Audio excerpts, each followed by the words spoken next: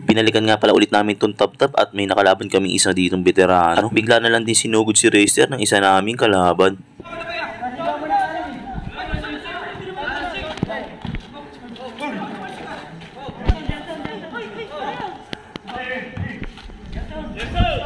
Huling dayo nga pala namin dito sa tap-tap ay nag-5v5 kami at natalo kami. Kaya sa pagkakataon na to, sinama ko na dito si Dagul at si Racer. Baka sakaling manalo na kami sa laban na ito. Bali, nandito na nga rin pala iba naming mga kalaro. At ang lowest nga rin palang idiniga sa aming pusta dito ay lowest 3K. Kaso nung nakita si Dagul na maglalaro, ang kinasalang sa aming pusta ay 1.5. Pero sabi ko kay Idol, wala namang problema yun dahil medyo malapit lang din naman ang biyahe namin simula sa court nila. At ito, magsisimula na nga rin pala kanilang laban. At ang lineup pala dito, si Dagul, si Racer, si Renren, si Kenneth at si Kyle. 1 to 21 nga lang din pala to at ang inabot lang palang pusta dito ay 1.5.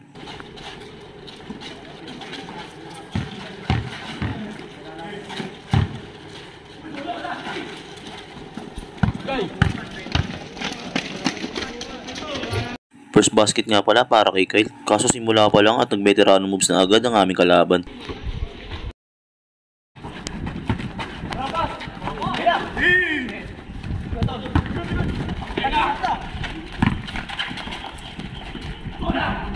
Mabuti na lang din at gumana ang shooting ni Kenneth dito at nakabawi kami sa puntusan.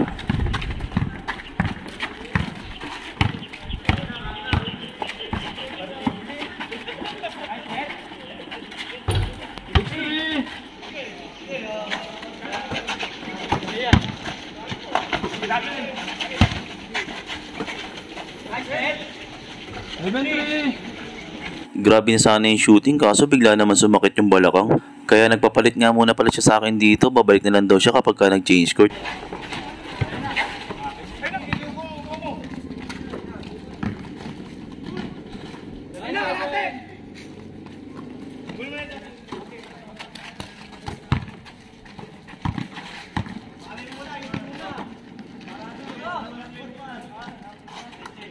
At dito sa tira kong to ay change court na, kaya babalik na agad ulit siya sa court. At dito rin gagamit na veterano moves ang aming kalaban.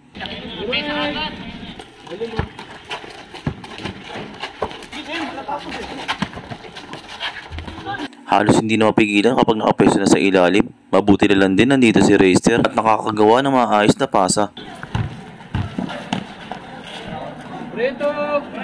At magpapalitan nga lang din sila ng puntos dito. At bigla-bigla na lang din iinit ang ulo ni Idol kay Racer.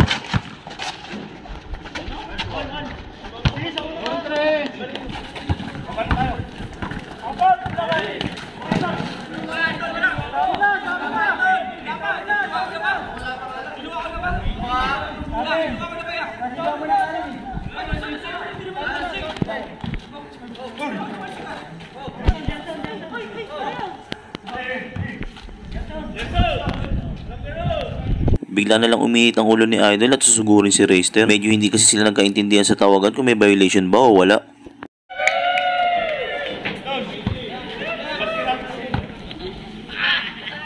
Konti pag-uusap lang at nagkaayos na rin naman na ang lahat. At dito binigay na rin pala ni Racer ang bola. At dito na nga rin pala nila matatambakan ng kalaban simula nung nagkainitan.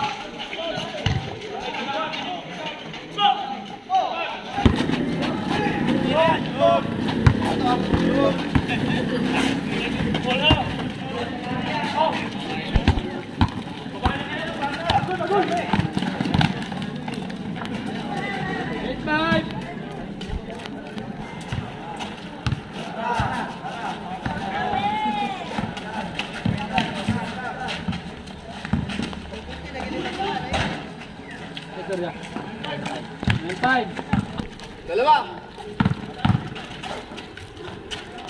Parang si Ryan na.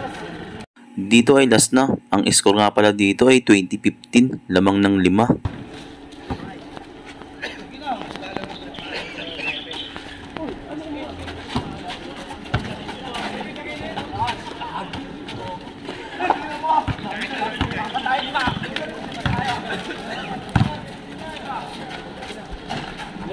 Bali dito ay game ball na. Si Renren nga pala nagpasit. Grabe yung shooting, wala kasing bantay. At yung sumugod nga pala kay Racer ay nga pala yung nakalaban namin sa half court. Mababait naman sila kalaro, medyo hindi na talaga nagkaintindihan sa loob ng court. Pero pagtapos ng game ay okay naman na ang lahat. Bali nanalo nga pala kami dito sa first game ng 1-5. May second game pa pala to at hindi pa naglalaro dyan si Doraemon Green.